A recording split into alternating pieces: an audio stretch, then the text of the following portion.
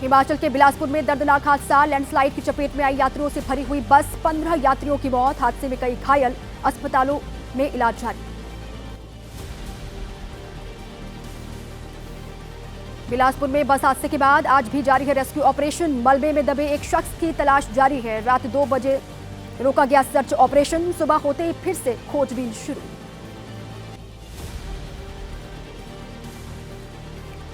हिमाचल प्रदेश के सीएम सुखविंदर सिंह सुक्खू ने बिलासपुर हादसे पर दुख जताया। राहत बचाव दल को जरूरी दिशा निर्देश दिए।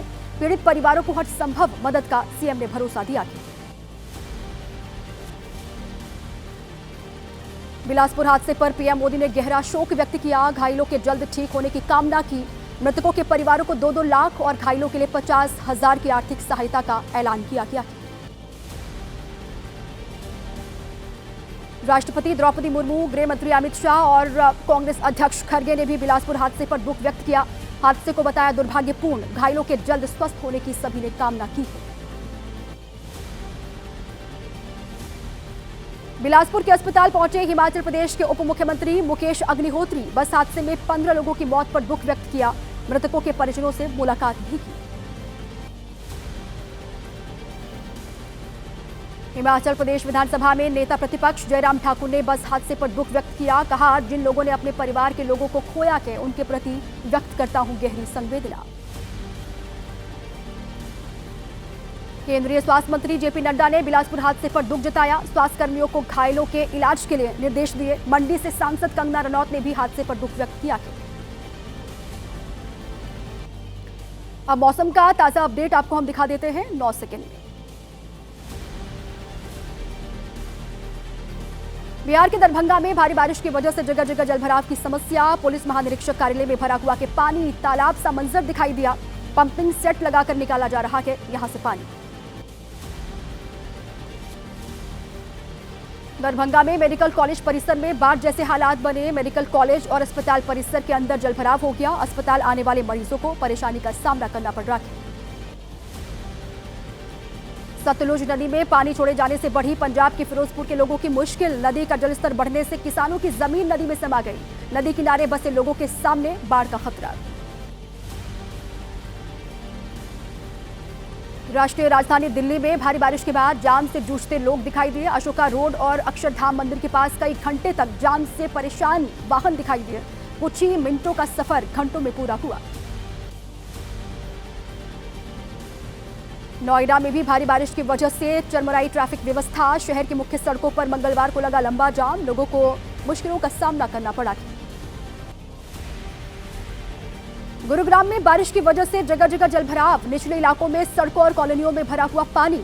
सड़कों पर जमा पानी जिसकी वजह से ट्रैफिक की रफ्तार थम गई। गुरुग्राम में साइबर हब रोड पर बारिश के कारण जाम लग गया। पानी भी जमा हुआ। सड़क पर पानी भर जाने की वजह से घंटों जाम में फंसे लोग दिखाई दिए। गाजियाबाद के लोनी तिराहा के पास हादसा हो गया। तेज हवा और बारिश के चलते गिरा बोर्ड। सड़क से गुजर रही बस को नुकसान पहुंचा है। गनीमत ये रही कि कोई जनहानि इसमें नहीं हुई। हिमाचल प्रदेश के चंबा के ऊंचाई वाले इलाकों में बर्फबारी। पांगी घाटी में गिरी करीब 6 इंच तक बर्फ। भारी बर्फबारी से बागवानी को नुकसान पहुंचा है। सेब के उत्पादन पर असर पड़ सकता है। हिमाचल के धर्मशाला के ऊंचाई वाले इलाकों में बर्फबारी शुरू हो गई है। धौलाधार की पहाड़ियों पर बिछ गई बर्फ की मोटी चादर। बर्फबारी के कारण निचले इलाकों में ठंड बढ़ी। लद्दाख के ऊंचाई वाले इलाकों में बदला मौसम का मिजाज। द्रास की पहाड़ियों पर बर्फबारी हुई है। सर्दी का मौसम आने से पहले ही गिरने लगी है बर्फ।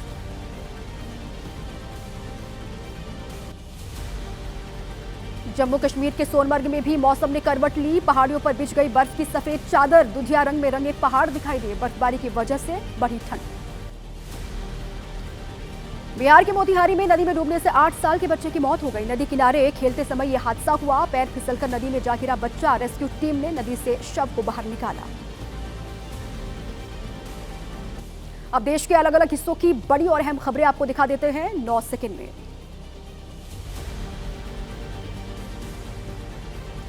पीएम मोदी आज 2 दिन के महाराष्ट्र के दौरे पर जाएंगे। 19,650 करोड़ रुपए की लागत से बने नवी मुंबई एयरपोर्ट का करेंगे उद्घाटन। मुंबई मेट्रो लाइन 3 के अंतिम चरण का भी पीएम मोदी करेंगे शुभारंभ। पीएम मोदी आज इंडिया मोबाइल कांग्रेस के 9वें संस्करण का करेंगे उद्घाटन। आईएमसी 2025 आज से 11 अक्टूबर तक आयोजित किया जाएगा। 400 से अधिक कंपनियों के 7,000 से ज्यादा वैश्विक प्रतिनिधि इसमें शामिल होंगे। भारतीय वायुसेना का स्थापना दिवस आज है। हिंडन एयरबेस पर ऑपरेशन सिंदूर में हिस्सा लेने वाले फाइटर जेट और सैन्य उपकरणों की प्रदर्शनी लगी हुई है।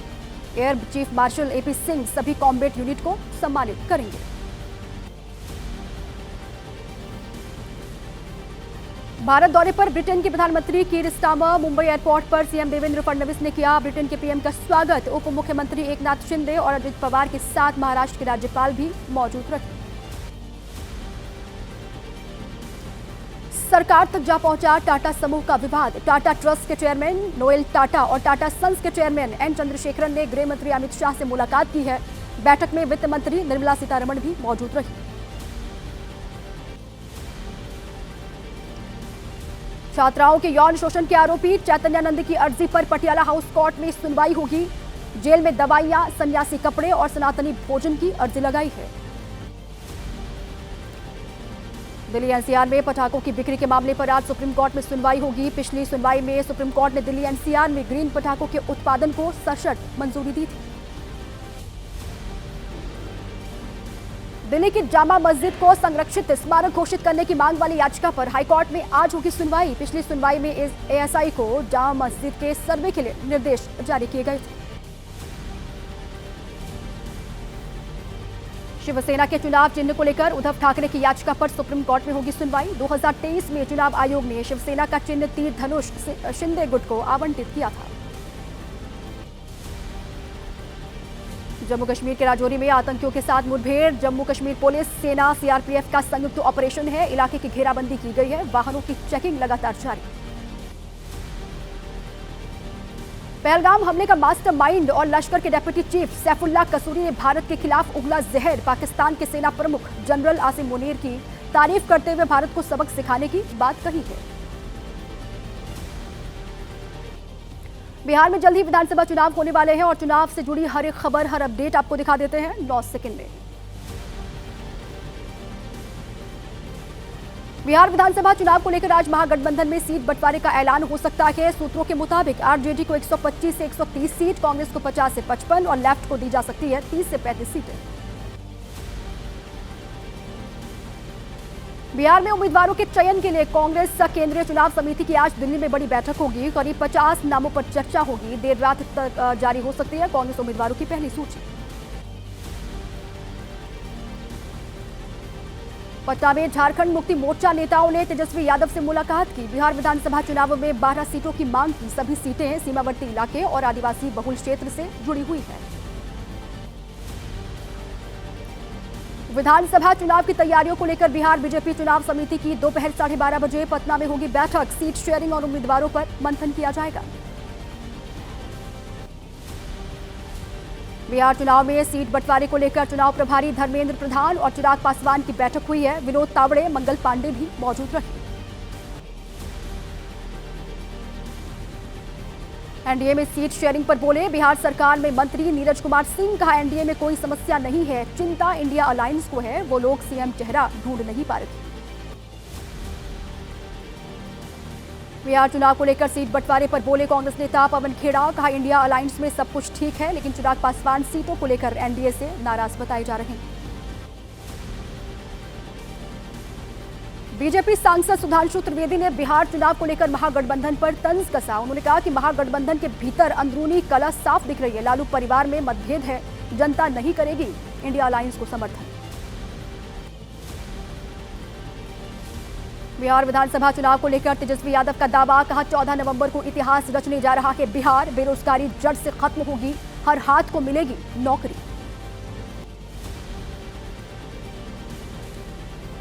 बिहार विधानसभा चुनाव को लेकर बोले जन स्वराज के संस्थापक प्रशांत किशोर। कहा 9 अक्टूबर को उम्मीदवारों की सूची जारी करेंगे, किसी भी पार्टी के साथ गठबंधन नहीं करेंगे। महागठबंधन में तेजस्वी के सीएम फेस वाले सवाल पर बोले पशुपति पारस। कहा सीएम फेस अभी तय नहीं है। बिहार में तेजस्वी के नेतृत्व में लड़ रहे हैं चुनाव, महागठबंधन की बनेगी सरकार। पटना में राबड़ी आवास के बाहर आरजेडी कार्यकर्ताओं ने किया हंगामा। मसौढ़ी विधायक रेखा देवी का टिकट काटने की मांग की। रेखा पर जनता की अनदेखी और क्षेत्र का दौरा न करने का आरोप लगाया गया। बिहार चुनाव में ओवैसी का दावा, कहा आरजेडी और उसकी साथी पार्टियों में बीजेपी को हराने की क्षमता नहीं है। बिहार में सरकार बनाने के लिए एआईएमआईएम से हाथ मिलाना बहुत जरूरी है, नहीं तो भुगतना पड़ेगा खामियाजा। आम आदमी पार्टी के दिल्ली प्रदेश अध्यक्ष सौरभ भारद्वाज ने बीजेपी पर हमला बोला। उन्होंने कहा कि बिहार में वोट चोरी की कसर नहीं छोड़ रही बीजेपी, वोट के लिए मुफ्त की रेवड़ी बांट रही है भारतीय जनता पार्टी।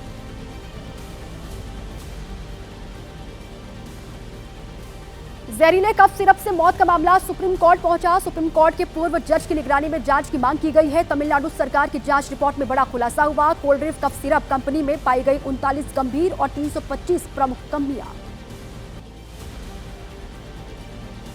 मध्य प्रदेश के इंदौर में कफ सिरप को लेकर बड़ी कार्रवाई। दवा मार्केट में ड्रग विभाग की छापेमारी। ड्रग इंस्पेक्टर ने दवाओं के सैंपल लिए। 3 मेडिकल स्टोर पर छापेमारी से हड़कंप मचा।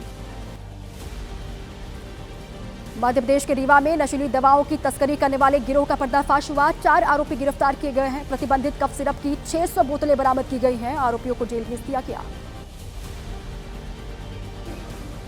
एमपी के रतलाम में भी ड्रग विभाग की प्रतिबंधित कफ सिरप को लेकर अभियान। कई मेडिकल स्टोर पर छापेमारी। 36 कफ सिरप के लिए सैंपल लिए गए।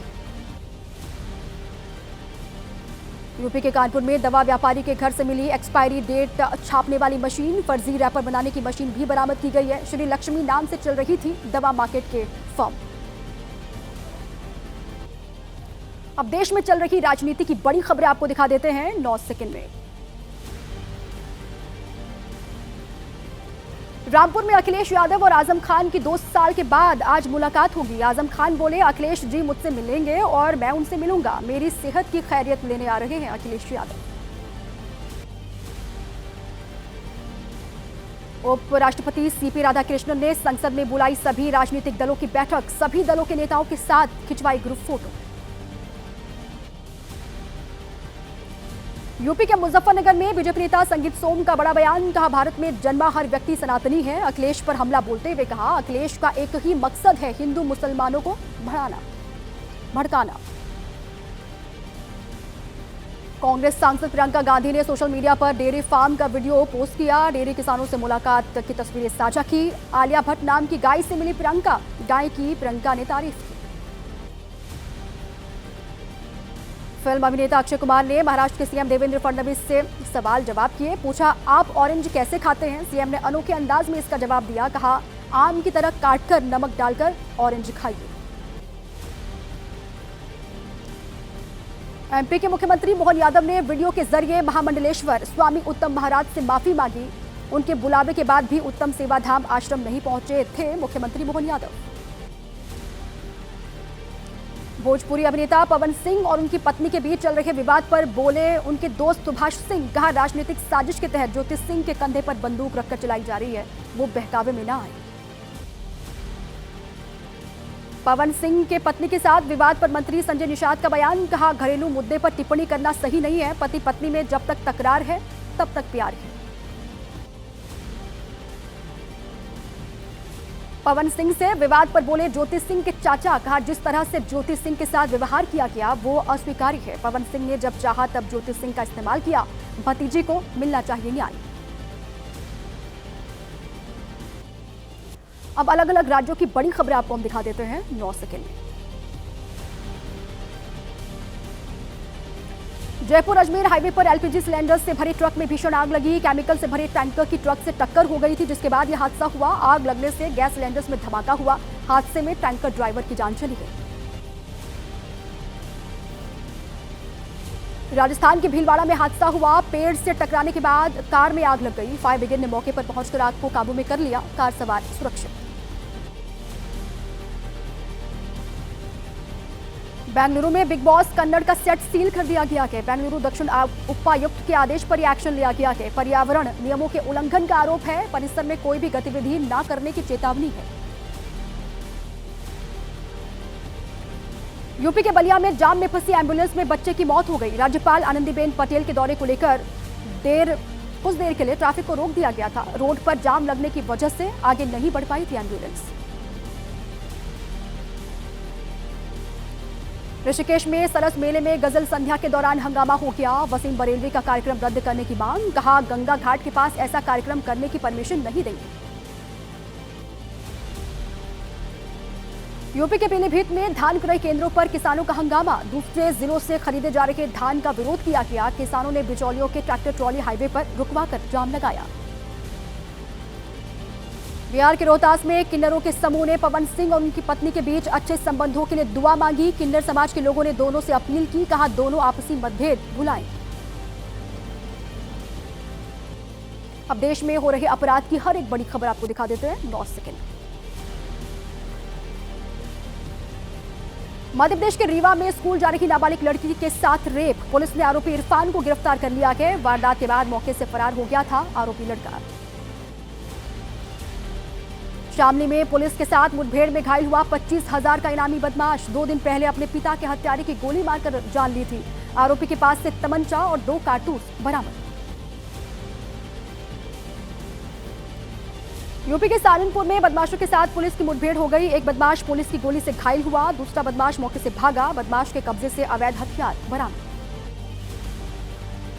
बिहार के लखीसराय में तिवारी गैंग के 4 बदमाश गिरफ्तार। बैंकों के बाहर लोगों से लूटपाट की वारदात को अंजाम दिया करते थे। काफी समय से गैंग की तलाश कर रही थी पुलिस।